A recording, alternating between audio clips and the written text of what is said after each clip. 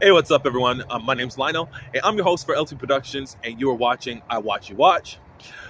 We are covering one of the best shows to have ever been made, written, acted, and told. Raising Kanan, Power Book 3, Season 3, Episode 1. I'm so glad they're back. I needed them in my life. I needed some good storytelling.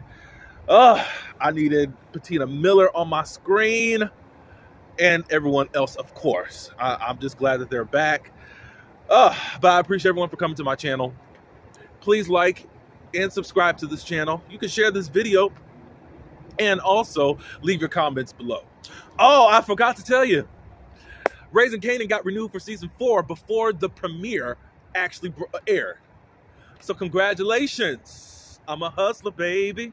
So we're going to get it. Congratulations to stars. To all the cast and crew. It's below.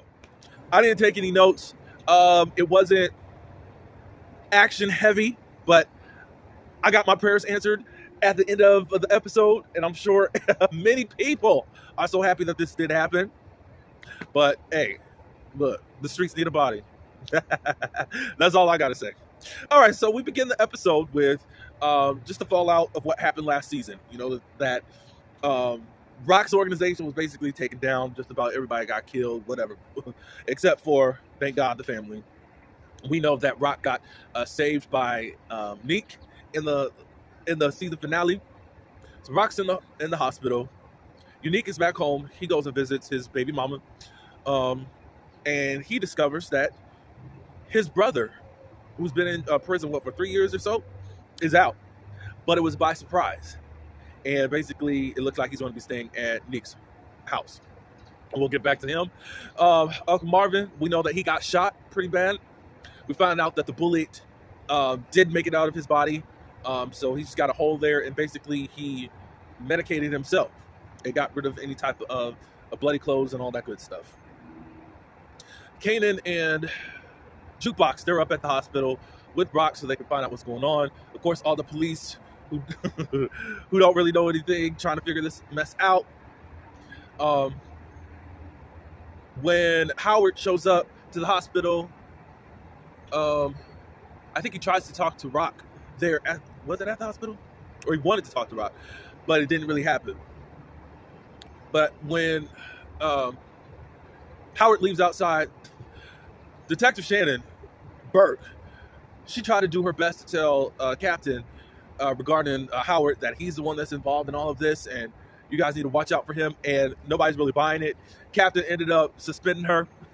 We find out a little bit later with no pay. I said, Lord, you did all of this researching on your partner that you said last season you were just so you were unhappy that he didn't trust you as his partner, even all the stuff you had to do. So anyways, Detective Howard was trying to speak to Captain after Shannon had left. Hey, she's still a good detective. She just got to work out some of the kinks, da-da-da-da-da. But Captain wasn't hearing it.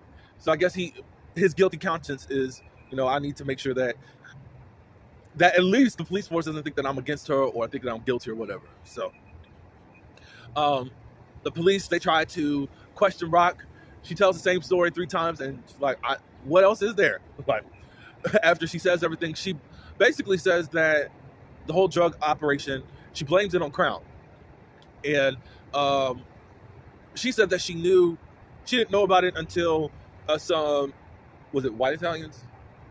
I know she said white people, came to her and basically saying that you owe her, or he owes, and basically she's got to pay it. And they ended up saying, well, she said she had nothing to do with it or whatever, but then the guy said that we're going to circle back around. So she blamed everything on whatever Crown had going on. Don't know if the police are buying it, but at least at this point, they're not getting anywhere else. All right, so Uncle Lulu, he's checked out. It's going to be a rough road of trust. So, of course, he's at the record studio. He's still holding things down. He's not going to say anything, of course. Later on, he meets up with Marvin. And Lou is just basically venting. F Rock, that she actually killed Scrappy that didn't need to get killed, da-da-da-da-da. Marvin was trying to take up for Rock a little bit. It's like, even if he wasn't the informant, he was still, there was something that wasn't adding up. And I caught on to the BS. And Lou was like, that didn't mean that would cost his life. The Marv was like, look, despite of whatever, he has something else going on, and we have to eliminate somebody out of the organization, just in case. Later on, well, we'll go on to Kanan or whatever. Rock gets discharged, and she goes to her new home, and she wants a family meeting. Juke, Marvin, and Kanan ends up showing up. Rock says that she's out of the business. She don't want anything to do with it. And Kanan was like, so you think we good now?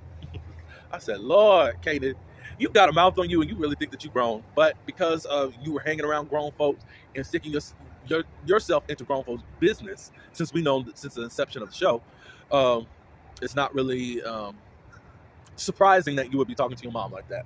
But of course, he's mad in regards to his friend getting killed and also Scrappy getting killed for nothing. Lying about his dad and all that good stuff. So at this point, he's out. He basically walks out of the meeting.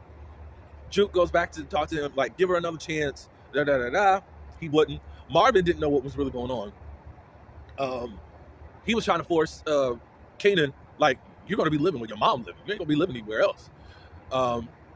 He ended up saying out loud that Howard was his dad. After Kanan leaves, Marvin and Rock have a conversation. It wasn't any type of hostility or whatever, but it's like, how come you didn't tell me? Like, you think I really want anything on the streets about my son being having a cop as his father? No. So it was best to be kept under wraps. Let's see. So, of course, I already said Uncle Lou said F Rock, F Rock forever. So Kanan goes back to his house with Famous, and of course, there's an eviction. Famous is a bum. I know he's trying to find, I mean, they are, what, 15, 16? Like, he's out there on his own. He don't really know what to do. He don't have any life skills or whatever. So Kanan's like, well, we need to ask your weed man because we need some money. And what's his name? Famous said, I don't want to do that. I'm not that good at hustling and all that. And then he shows the eviction notice, rent is due. So we got to do something and do something quick. And I'm sure McDonald's is not going to afford that apartment. I kind of am trying to understand Kanan. If Kanan is upset at her mom and how she handled things in the business, why would you go reinsert yourself into the business that you say that you hate, and how you think it's going to be any better for you as far as how even your mom had to orchestrate things? Rock is wrong on a lot of occasions, but why do you think that you're going to be bigger and better than her? And that's what it looks like it's shaping up to be. That's just my thoughts. Okay, so the fallout of Kenya, which is Juke's mom and Uncle Marvin's baby daddy. Things are getting a lot better between Marvin and Juke, and I'm so happy about that. I didn't really have any hope in them, but I'm glad that they were able to, I'm glad that it was written that they would rebuild the relationship, because she needs it. She really needs it. But anyways, what was it? So the church sent Kenya's belongings to Marvin, and there was a box specifically made for Juke. Marvin extended himself and was saying, hey, you know, they're going to have a memorial at the church. If you want to go, I will go with you to support you. He says, I know you're not feeling with them, but hey, I'll be there for you. So he hands her the box, and Marvin, who's not used to all this affection and all that, he ended up extending himself, and then both of them, he hugged her, and she did accept the embrace and hugged him back. I thought that was really good. I'm glad it's on a positive note. Let's see. So Detective Howard and Rock, they meet up and basically say, we got to talk to Kanan to see if he's going to keep his mouth shut. And Rock said he's going to keep his mouth shut.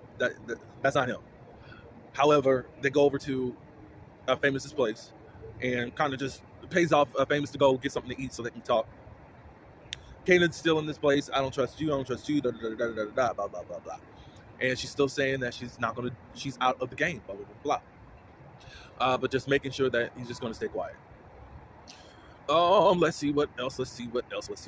Okay, so Burke, who's suspended, goes and talks to her retired father, who I think was a part of the police department at some point. Yeah, because there's a legacy going down.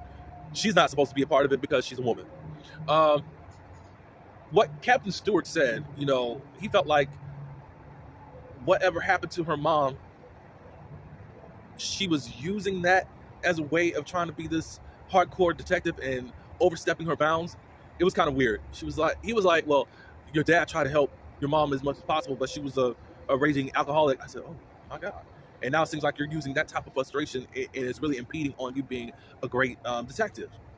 And she turned around and said, just by the way, my mom did the best that she could with the father that I did have. So to skip to now, she's talking with her father, and her father you can tell, is quite verbally abusive. Who knows whatever type of other abuse that he has done, but he's really hard on her. But basically saying, we could get your job back, but you're going to have to not say anything anything else about anything. You have a meeting with one of your union stewards, and we're going to see what we can do for you. It's basically, I'm in control and I'm going to handle this. Then Bert goes visits her girlfriend, and her girlfriend breaks up with her because it doesn't look well being with her, and she just dropped her off. I said, oh. I'm sorry, but Bert got on my nerves a lot. Leave stuff alone that don't involve you.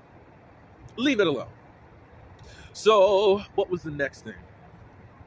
The only thing I got to comment concerning Neek and his brother, they think that he's like more crazier than even Neek was, and you know how Neek was, but Neek was just kind of this. He reminds me of the Joker playing chess.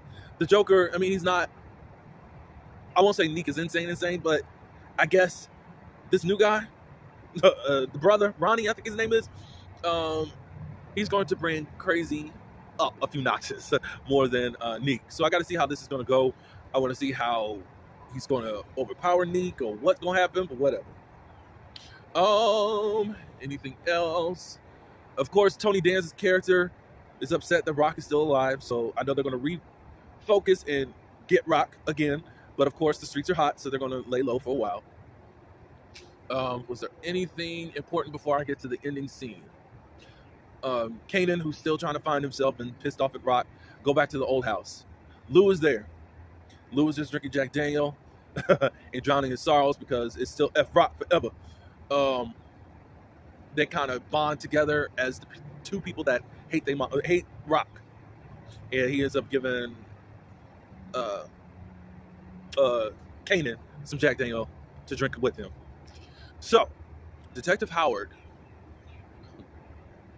calls Burke and says that I'm going to give you everything that you need to know.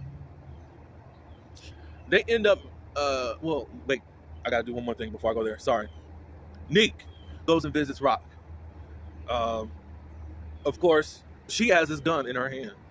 I don't think that Neek knew that it was there, but we see it as she's about to close the door after letting him come in. So anyways, they end up talking. Neek thinking that they're going to kind of go in business together or whatever. What's the next move? And Rock was saying, I'm done with all of this. To cut to the end of the scene, basically, now, Neek and Rock, they end up having sex. What I thought was kind of metaphor, if you want to call it metaphoric. Rock had the gun in her hand. She ended up letting it go.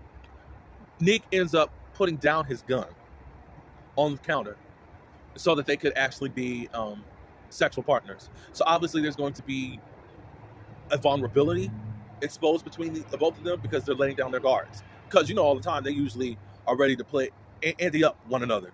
So it's going to be interesting to see how these two interact. I don't think that they'll ever be enemies again. It's just how they're going to work out this whole situation and where the baby mama falls into all of this whole mess that's going on. So they get it on. Okay, so Howard ends up calling Bert, saying that I'll tell you everything. He meets her, and Bert basically gives a rundown of everything of what she knows, up to the point where she doesn't really understand. It's kind of murky to her, but she's figured out that Rock was a high school informant. Those two, Howard and Rock, ended up having a relationship and got her pregnant underage. She knew that she couldn't have a baby on the street with a police father, so she said it was what's his name? Delcon? I think that's his last name, but whatever it is. Defcon? Y'all let me know. Just said that the baby was them. Somehow you done found out, Howard, that Kanan was yours. Well, she says for sure that she knows that Kanan is the one that was the one that shot you. And also you got rid of Arnold, or something to that nature. And Howard was like, even if any of this was true, how does any of this make sense? She says, I don't know. Like, I'm still trying to get all the connections together. So basically, Howard's supposed to tell her everything, and she's still running off at the mouth, and then boom, Howard shoots her in the head. Gone. I said, oh, not a cop who is being a dirty cop, killing another cop. The streets needed a body. So he's going through all of these links just to cover up what's going on the streets. Detective Howard. I can't say I'm sad. I can't. Burke was getting on my nerves. I didn't expect her to die this soon. Actually, I thought she was going to get vindication. But, hey, if Sax died on Ghost, she got to die over here. The only other annoying character is Kanan to me. You know, I just don't like him. He's just so whatever. I know he's got to find his own route, and he's not any different than any other teenager, but it's like, get a grip, dude. You want to be grown so much, but you don't really know how to handle this world and life. All right, but that is my review. How did you guys enjoy the episode? Please let me know in the comments below. If you're enjoying this commentary, please subscribe. Also like this video and share it. And until next week, or until the next video, peace.